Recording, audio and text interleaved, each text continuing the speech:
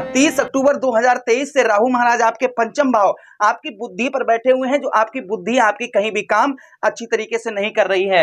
आज हम विस्तार पूर्वक अच्छी तरीके से चर्चा इस प्रोग्राम में इस बात की करेंगे कि आगे राहु महाराज का 18 मई 2025 तक आपके जीवन पर वृश्चिक राशि के जितने भी हमारे वृश्चिक राशि के जातक हैं उन पर क्या प्रभाव राहु महाराज का रहेगा, इस बात की हम विस्तार पूर्वक अच्छी तरीके से इस प्रोग्राम में चर्चा करेंगे। तो शुरू से लेकर अंत तक बने रहिएगा और ध्यान से इस प्रोग्राम को देखिए, एक एक पॉइंट नोट करिए, क्योंकि आपके लिए हर एक बात बड़ी ही काम की होने वाली है। देखिए 30 अक्टूबर 2023 से राहु महाराज आपके कहां पर बैठे हैं, आपके पंचम भाव पर बैठे हैं। अब अक्टूबर, नवंबर, दिसंबर, जनवरी, फरवरी, मार्च, अप्रैल, मई, जून, जुलाई, अगस्त 11 महीने का समय इनको हो चुका है।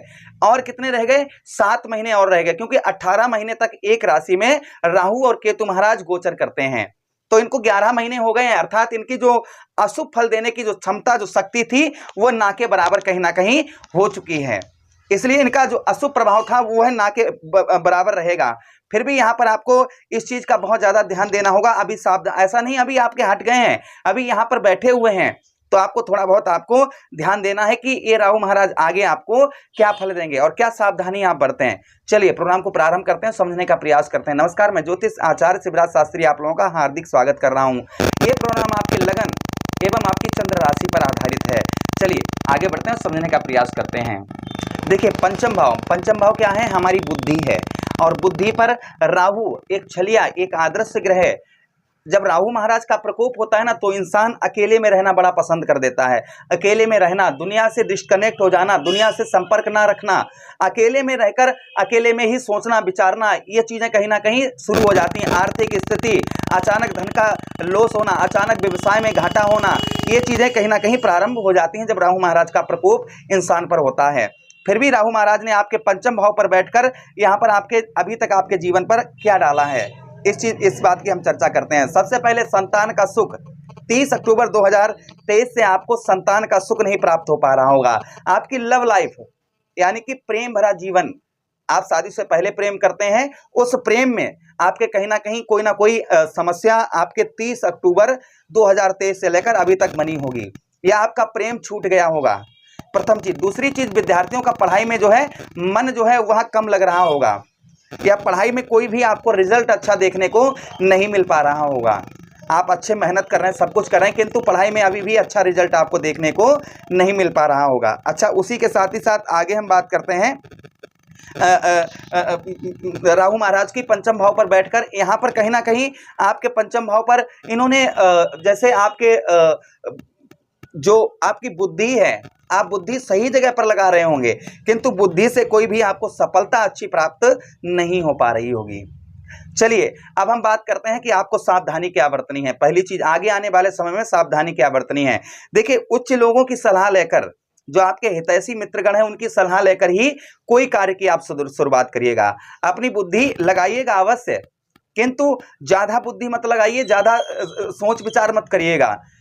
यहाँ पर आपको इस चीज का बहुत ज्यादा ध्यान रखना है कि राहु महाराज जो है आपको जल्दबाजी करवाएंगे, तो कोई भी कार्य आपको जल्दबाजी में नहीं करना है। फिर भी आपके पंचम भाव पर यहाँ पर बैठे हैं, तो राहु महाराज आपके भाग्य में, आपके जो आपका भाग्य है उस भाग्य में आपके वृद्धि करेंगे, क्योंकि दृष्टि कहां पर डालें? आपके भाग्य स्थान पर।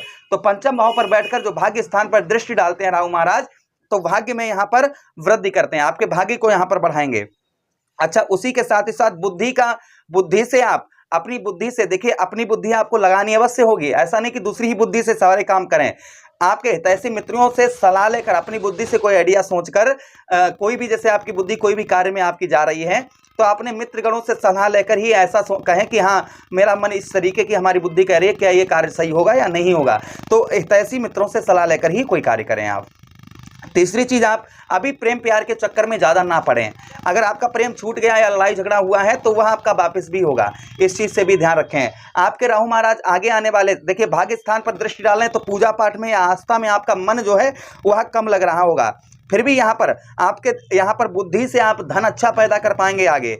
उसी के साथ ही साथ में यहाँ पर आपको थोड़ा सा अपना समय मंदिर में काटना चाहिए, थोड़ा सा समय भक्ति के कार्यों में या सत्संग में थोड़ा सा अपना समय आपको काटना चाहिए हर हफ्ते, तो आपके लिए बेहद बहुत अच्छा रहेगा। राहु महाराज का शुभ प्रभाव आपके जीवन पर अवश्य पड़ेगा। अच्छा, उसी के साथ ही साथ आगे हम बात करते हैं कि आपके भाग्य स्थान पर दृष्टि डाल रहे हैं नवम भाव पर, तो आपके भाग्य में भी राहु महाराज आगे यहाँ पर आपके वृद्धि करेंगे। अच्छा, उसी के साथ ही साथ आगे हम बात करते हैं नवम भाव पर यहाँ पर आपकी ट्रेवलिंग यात्रा बहुत ज़्यादा करवा रहे होंगे, तो आगे आने वाले समय में आपकी कुछ धार्मिक यात्राएं भी राहु महाराज आपकी आगे करवाएंगे। जो आपकी धार्मिक यात्राएं हैं वह कहीं ना कहीं राहु महाराज आगे आपकी धार्मिक यात्राएं करवाएंगे। अच्छा, उसी के साथ आपके भाग्य स्थान पर यानी कि लाभ स्थान, उस भाव पर दृष्टि डाल रहे हैं जो जीवन में आपको सफलता चाहिए, जिसके लिए आप रात दिन मेहनत कर रहे हैं, उस स्थान पर राहु महाराज आपके दृष्टि डाल रहे हैं। तो यहाँ पर आपके 11th हाउस पर यहाँ पर राहु महाराज आपको लोभी प्रवृत्ति का बना रहे। अब एक चीज पॉइंट नोट कर लीजिए कि जहां पर 10 रुपए का खर्च है वहां पर आप 5 रुपए का करने का प्रयास करिए। देखिए राहु महाराज की कृपा आप पर बरसने लगेगी। जहां पर आपका 10 रुपए का खर्च है वहां पर आप 5 रुपए का करके देखिए, यानी 5 रुपए बचत करने का प्रयास करिए। देखिए आपको इनकी कृपा आपको देखने को मिलने लगेगी।